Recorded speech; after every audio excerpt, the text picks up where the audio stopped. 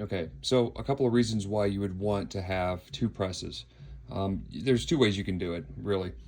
You can just set this secondary press up with a 300 Blackout.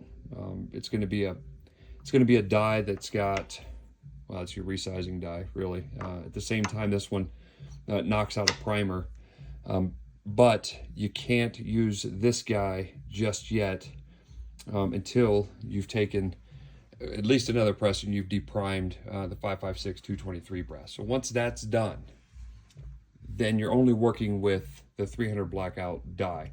But you can't put, obviously, you're not going to be able to take the 556 brass, set it in here, and work it to knock out that primer, because it's just not going to work. It's not going to be the right size because you don't have that case trimmed down just yet.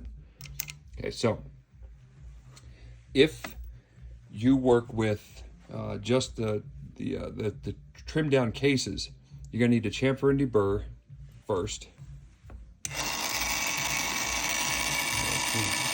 Chamfer here, deburr the outside edges, make sure that that's good. Okay, nice and even. Now from here, I'm going to grab some case lube, just a little bit on my fingers. Is kind of how I do it.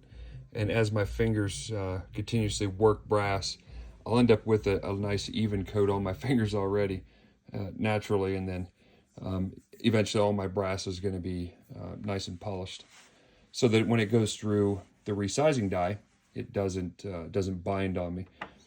So I'm going to run it through 300 Blackout resizing die. Should be nice and easy.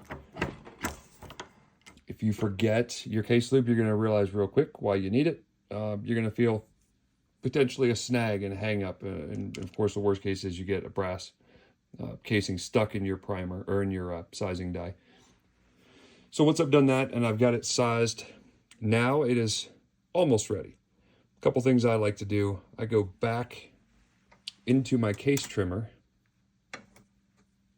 and I'm going to make sure that I am still within the tolerance of the max case length of 1.368, and of course the case trim length of 1.358, and this is all in accordance with what my recipe is calling for.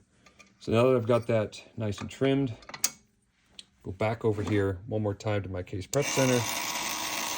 Notice I got a little bit of burring and some chamfer work that's got to be done there. So chamfer first,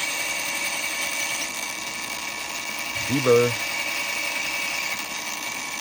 What you should have is a nice little lip here, so it'll accept cleanly your 30 caliber bullet that's going to sit inside of this casing now.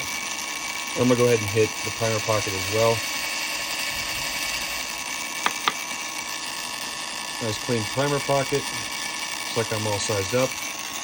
One thing I have to do now is pull out my calipers here, verify my lengths, and make sure that I'm not above, at least as far as this book is calling out, 1.368 in the overall case length.